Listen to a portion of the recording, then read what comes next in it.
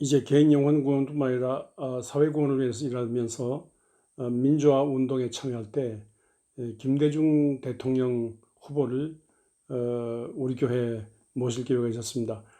그 넓은 강원도 천지에 김대중 후보가 설만한 장소가 하나도 없었습니다. 그래서 지금 KBS 이사장하는 김상근 목사께서 아무래도 강원도에서 유일하게 원주 영광교회가 김 후보가 설 수 있는 곳이라고 그렇게 추천해서 우리가 모시게 됐습니다. 강원노회도 함께 했습니다.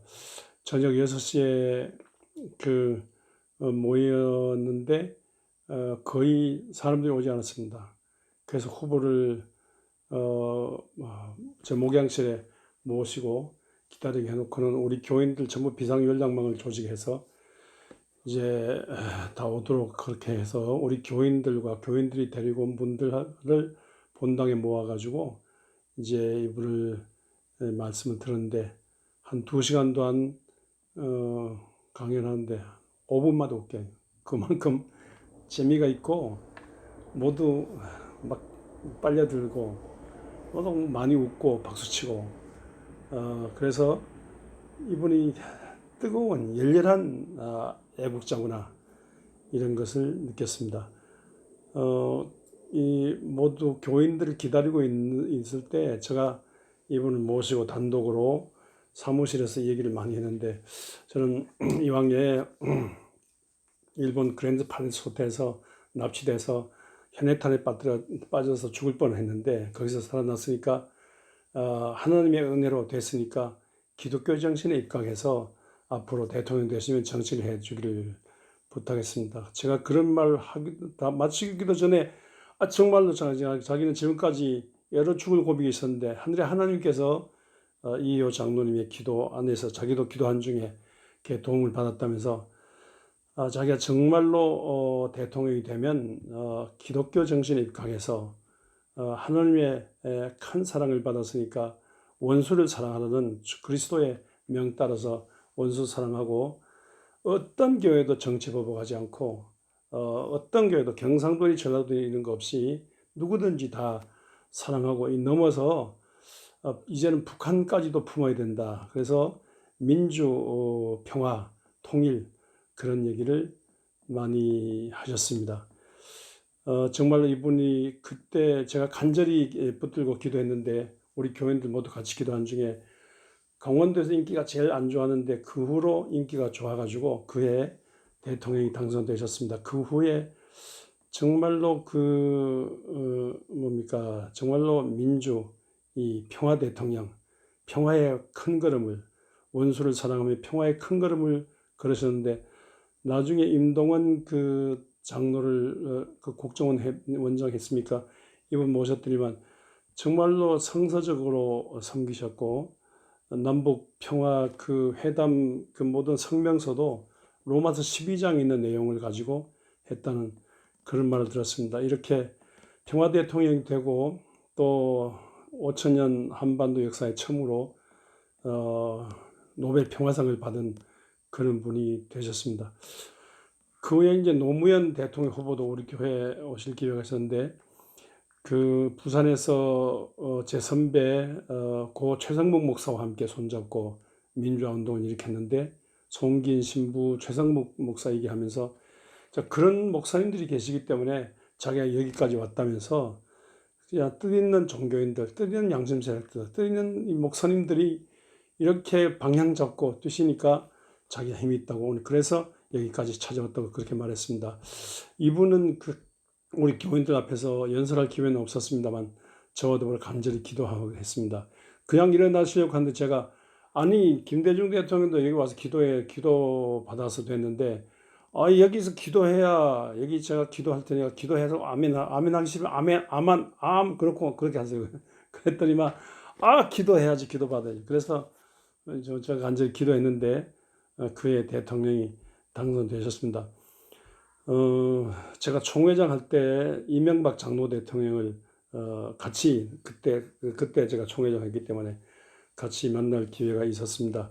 김사만 총회장 주선으로 총회장들끼리 모임이 있었는데 총회장들은 전부 다 그 청와대에 들어가는데 뭐 아무도 말씀도 안 하세요. 뭐 말씀을 잘 못 하세요. 그래서 김사만 목사님 좀 이렇게 좀 눈짓 하시길래 제가 사회하다시피 이렇게 얘기를 이끌어갔는데, 나중에 김사만 목사님, 아이고 김사만 총회 이름도 제일인데 진짜 기장의 서제일이 때문에 이런 오늘 처음 있는 모임이었다고 그렇게 칭찬을 들었습니다.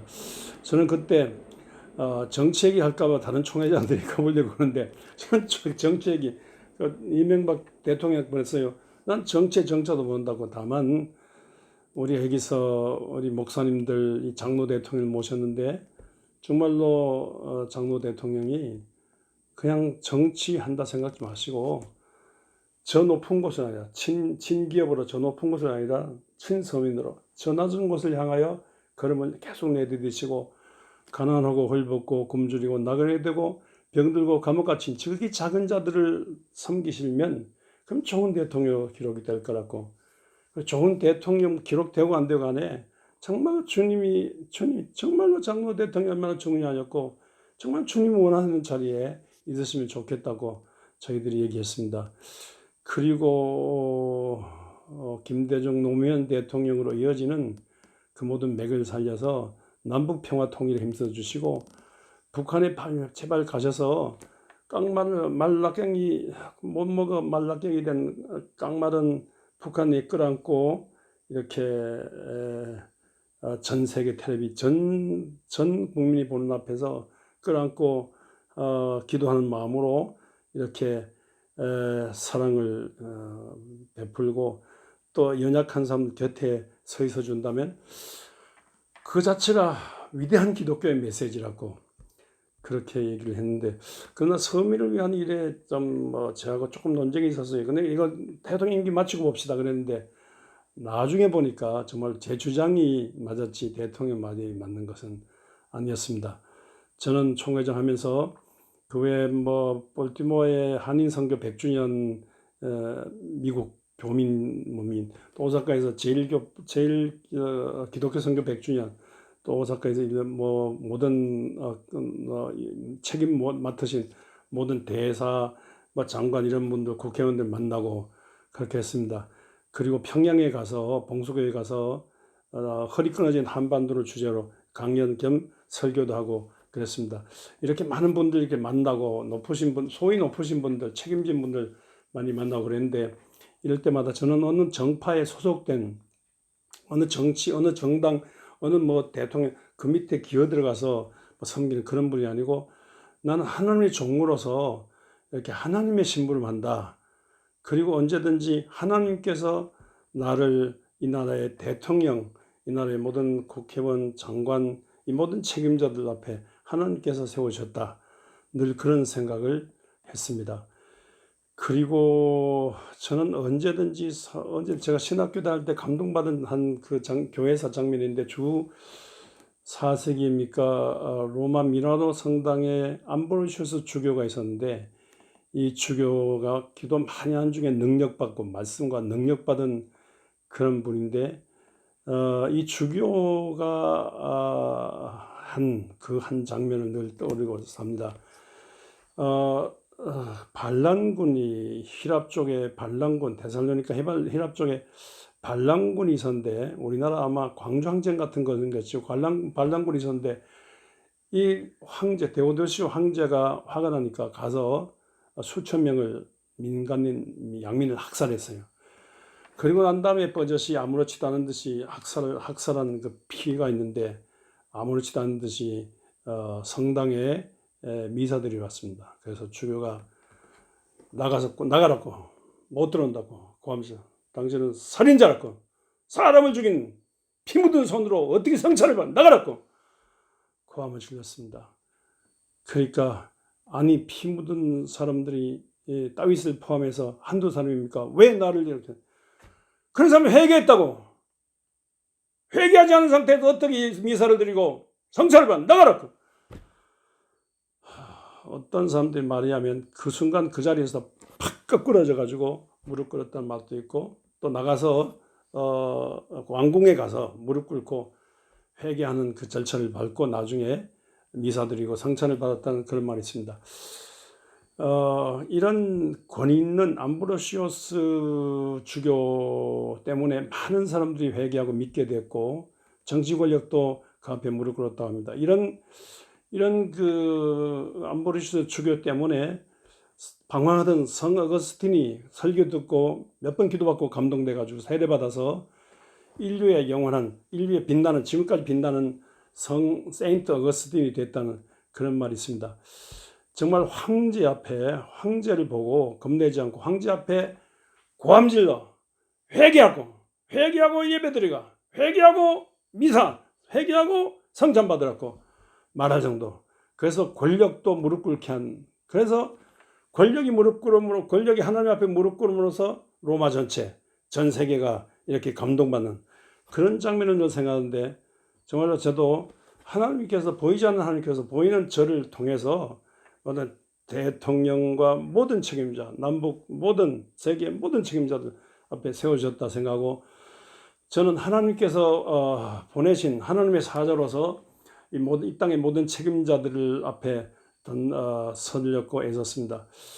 그러자면 뭐 괜히 그렇게 배짱으로 뭐 그런 논리 가지고 교만하게 뭐 우월감 갖고 이렇게 해서는 안 되고, 정말로 많이 기도해야 되지 않습니까? 하늘나라는 말이 있지 않고 능력이 있다고 바울이 고린도전서 4장에 말했고, 또 고린도전서 2장에서 우리 공교한 말이나 꾸민 뭐 어떤 인간의 지혜로 하지 않고 성령에 나타난 능력으로 했다 그랬는데, 바울은 이를 위해서 많이 기도하고 능력받고 살아계신 하나님을 체험했는데, 저도 이를 위해서 많이 금방지단 소리 듣지 않고 많은 사람들 상대에도, 특별히 책임자들 상대하면서 매일 새벽마다 무릎 꿇어 기도, 매일 새벽제다 무릎 꿇어 기도하고, 또 40년 동안 금요일 토요일 금식 철회하면서 하나님의 능력을 구했습니다. 성령에 나타난 능력, 신비한 능력, 보이지 않는 신비한 능력, 이런 하늘로부터는 능력으로 만족하며 하늘로부터 능력으로 무장하고 하늘의 말씀 듣고 무장하고, 이렇게 정말로 겸손히 저들을 섬기는 심정으로 제사적인 사랑과 예언자적인 정의의 가슴으로 저들 앞에 설교가 있었습니다. 그런 중에 하나님이 함께 하심으로써